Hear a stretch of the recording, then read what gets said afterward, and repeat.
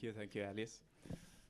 So today I'm going to speak about a study that we conducted in Italy and in Hogent, so with Professor Croce and Professor Claudia Claes.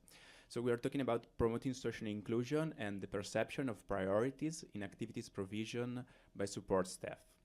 So nowadays we know that social inclusion is a desired outcome for people with intellectual disabilities, and nowadays many organizations and service providers they have in their mission the promotion of social inclusion for the people they serve. But yet research showed that it might be insufficient unless service managers are also committed in exercising their leadership to inculcate new ways of working to reach this outcome, so the outcome of social inclusion for the people with intellectual disabilities. And often we also saw from some other studies, like the studies of Claudia Claes of 2012, that supporting organizations are promoting activities that have a low congruence with the assessment data collected on clients and consequently on personal outcomes. So much more times the assessment is not really, does not find always an application in the practices and in the support that they are given to the person. So the aim of this study is to investigate whether the mission of the organization found a relevant correspondence in the perception of a priority of support provided by staff related to social inclusion or to taking care. So we took these two dimensions. And so the method, so we had a sample of 113 support workers that they were belonging to 35 different organizations all around Italy, so there were quite a representative sample, not each one from each region, but they were quite representative of Italy. And so you can see all where they were located in Italy. And the instrument that we used, it was an instrument developed in Ireland by the McConkie and Collins questionnaire. And this instrument was developed to measure the priority of perception regarding two different tasks. And it was created for measuring the perception of the professionals relating to two kinds of tasks, so the taking care task and the social inclusion task. It's composed by 32 items and it's divided in two subscales. Each item, so a working task, we can say, had to be rated from 1, that it means low priority, okay, 2, medium priority, 3, high priority, or an A, so not applicable. It's not applicable to my job, each working task. And so a comparison was made between the rating given by staff to the activities in the two different areas of support. And we used an analysis that I'm going to show you. So for example, these are some examples from the questionnaire of care tasks. So for example, so supporting clients in dealing with epileptic seizure related to care task, or giving the medication at appropriate time, or for example, clients getting an evening meal, or clients dressing appropriately, or clients taking physical exercise. So it was really meant and focusing on caring task. Okay, social inclusion tasks. So these are some of the items.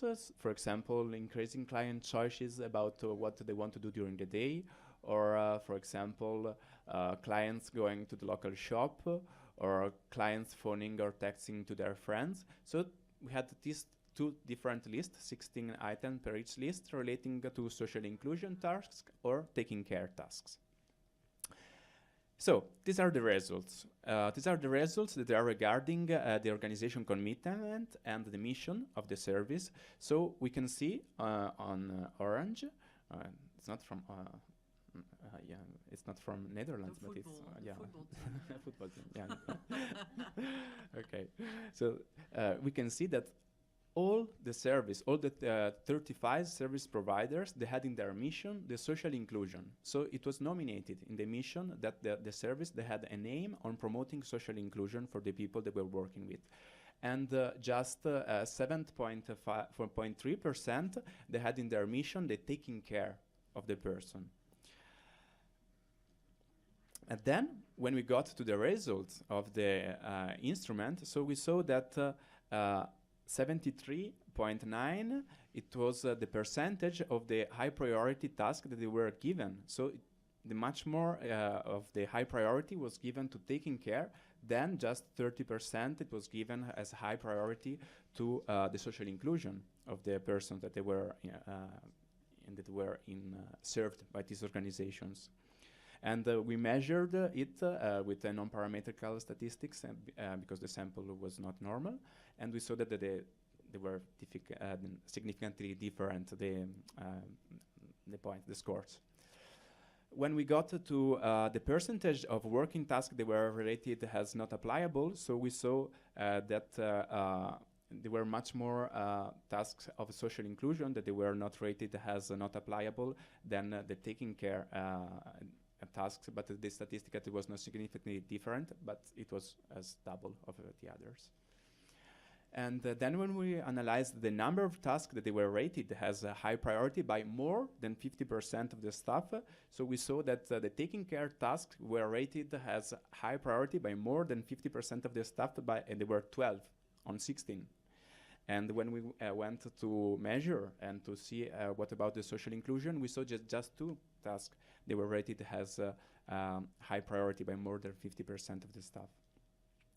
And these are the results, okay, of the number of tasks that they were rated as not applicable by more than 50% of the staff, and it was just one that it was rated as not applicable to my job, and it was a social inclusion task. So the results, what we can get from these results, that despite almost every organization has in its own mission the promotion of social inclusion, the priority of the task perceived by the operators was significantly preponderant to care tasks. So even the non-applicability of task was preponderant to social inclusion than on taking care tasks. So about the utility of this study, getting to the conclusion, we can say that it was possible to deliver services that are oriented to produce social inclusion outcomes, and they are focusing on the perception of the role of the support worker, but a different perception of the staff regarding the provision of activities could promote the achievement of inclusive and quality of life outcomes. So the robustness, yes, as I told in the beginning, so maybe if we had a service from each Italian region, maybe it would be more representative, but it was quite already robust sample. The understanding is that maybe there's a lack of shared knowledge about the importance of social inclusion outcomes in the service providers or the people they're working. And on the other hand, we can say that there was a lack of alignment of the support activities that they were provided with the mission. So because the services they want to promote, and every service was devoted to promote the social inclusion of the people, but then on the other hand, we saw that it was not corresponding in the activities. So it really links to what we were saying before, so that it's really important that we keep in mind that our assessment has to help us to define and to reach the outcomes. And if the outcomes they are defined in quality of life, it's easier to have a broader field and the specified outcomes to be reached for the person. So about the relevance of this study, so we can say that there's a need of a sensitization regarding the social inclusion outcomes for people with intellectual disabilities in the support staff.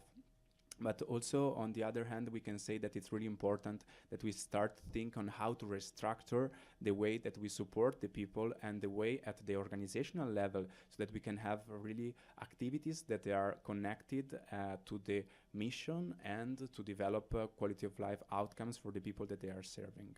And okay, that's all. And these are some greetings from Brescia and the Garda Lake.